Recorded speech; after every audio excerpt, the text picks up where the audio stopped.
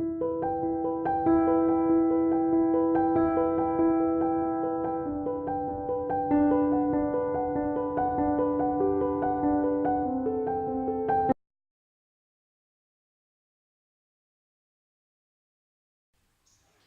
tout le monde mauricien, je me présente moi, je m'appelle Dr Hans Badré, vétérinaire qui exerce à l'île Maurice. Aujourd'hui, mon vie cause un peu de la stérilisation, qui est une pratique assez courante, mais malheureusement, il y a beaucoup de monde qui probablement contre la stérilisation.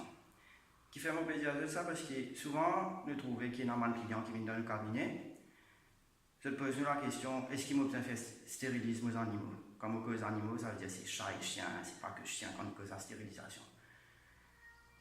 Moi, pour répondre à cette question-là, moi, définitivement pour la stérilisation. Qui fait parce qu'il nous tout connaît qui Maurice, nous avons un gros problème avec chien errant. Et malheureusement, je peux dire franchement, c'est un peu la mentalité des Mauriciens qui amène nous dans une situation pareille. Bien souvent arrivé quand une femelle qui dit un chien ou un chat met de bas, bien souvent les Mauriciens prennent des animaux, dans Carocane ou dans la plage ou dans la forêt ou dans la rivière, juste pour débarrasser de ces animaux qui même de pas envie de garder.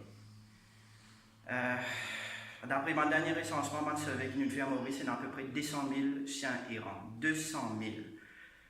Je me dis, franchement, moi-même, je suis étonné quand je connais qu'il y a 200 000 chiens errants à Maurice, capable probablement plus même. Hein, c'est un survey qui fait faire. Mais ça chiffre-là est bien alarmant. Qui fait alarmant, je peux dire, c'est une affaire, franchement. Malheureusement, c'est le cas.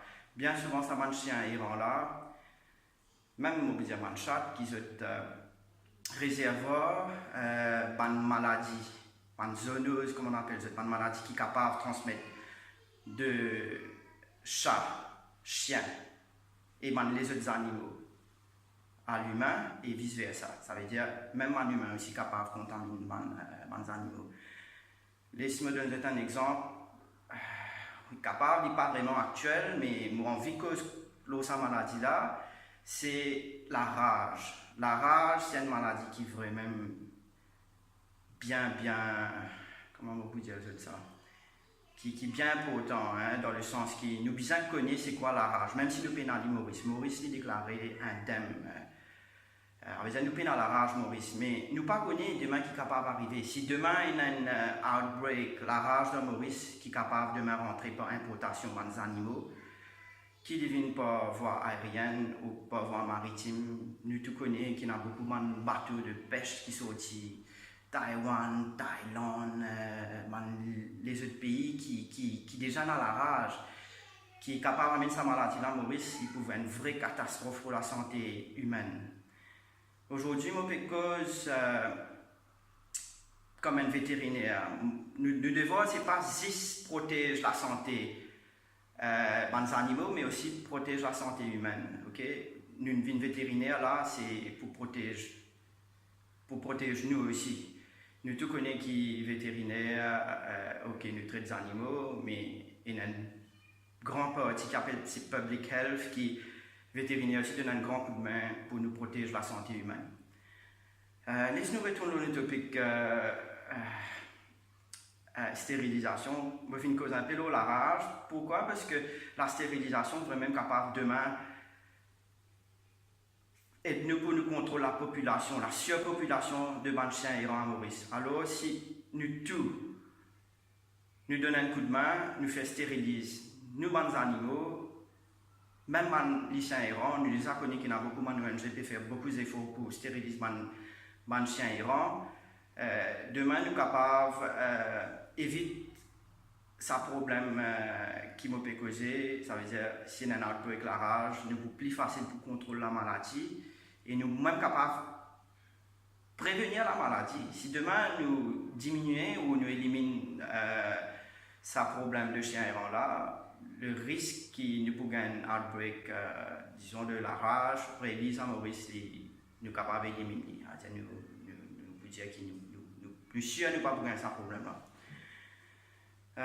Nous retournons au topic stérilisation.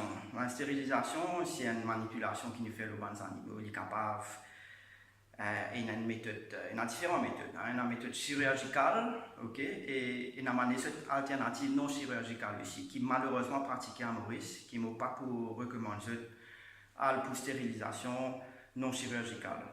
Je peux expliquer qui fait pas recommande la stérilisation non chirurgicale.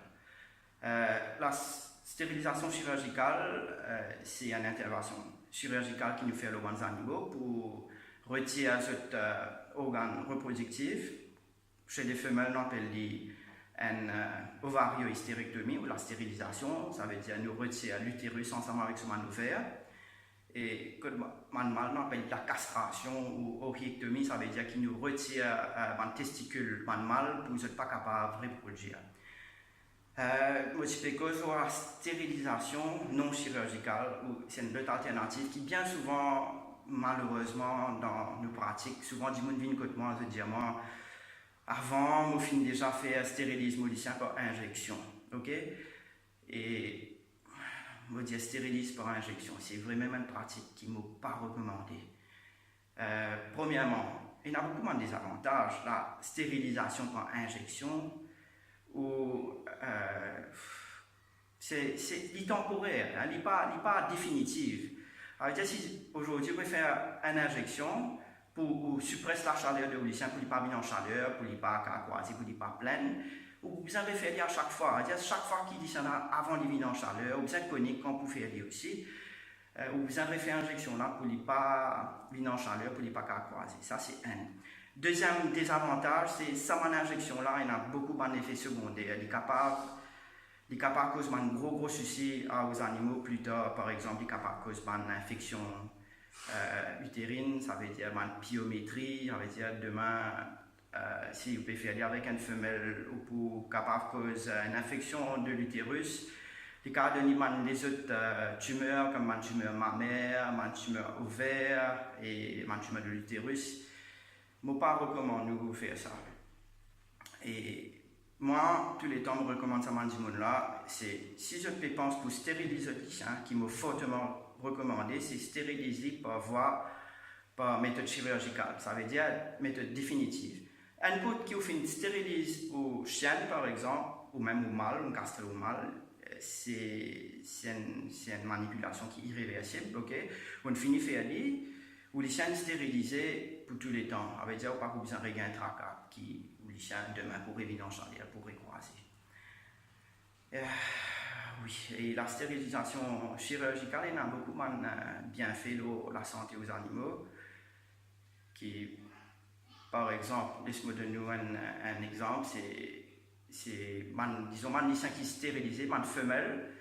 La probabilité qu'il y pour, disons, une femelle est stérilisée avant ce premier chaleur, la probabilité qu'il y développe un cancer, une tumeur mammaire, une tumeur à l'ovaire, à l'utérus, diminue, hein, même à 70%, on peut dire. Mais toujours il y a un risque, même un chien qui est stérilisé, qui n'a pas fait une tumeur mammaire, par exemple, mais on diminue la probabilité qu'il y développe un cancer ou une tumeur mammaire. Deuxième affaire qui me j'ai envie de dire que quand on stérilise le chien, la probabilité qu'il vienne en chaleur est diminuée. Je peux dire la probabilité parce que des fois arrivé qu'il y a une femelle qui est stérilisée, disons s'il y a un bout de ovaire qui reste à l'intérieur, il est capable de venir en chaleur. Mais si la stérilisation est faite correctement, ça veut dire qu'il fait une ovariohystérectomie, ce ovaire est retiré et la probabilité qu'il vienne en chaleur est zéro.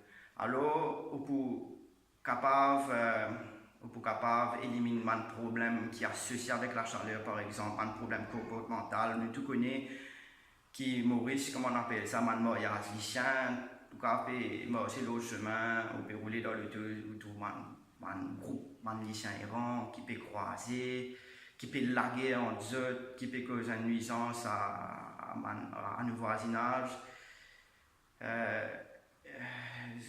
C'est un gros problème, Et bien souvent, ce qui arrive, ça m'a mal, qui, comme on nous dit, à le mariage les chiens, c'est il y a une femelle, il y en a capable une dizaine de mâles qui peuvent croiser avec une femelle.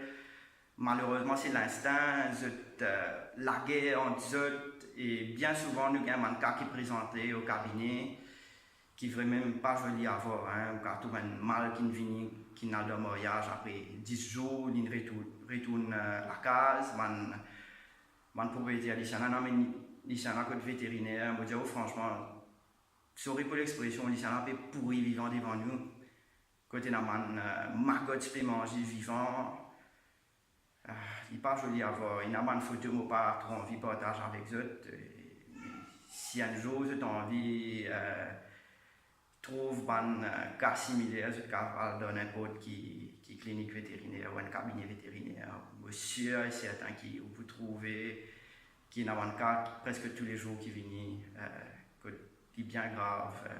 Il y a bien souvent un cas qui vient que nous ne sommes pas capables de faire, non, il n'y a pas qui nous besoin d'euthanasier les animaux à cause de plus trop souffrir. Moi, en tant que vétérinaire, je recommande tout le monde faire stériliser les chiens pour qu'ils nous évitent beaucoup moins de problèmes. Premièrement, un problème de santé qui est relié avec un débalancement hormonal qui est capable de gagner. Si vous ne pouvez pas les croiser, vous avez besoin de faire stériliser.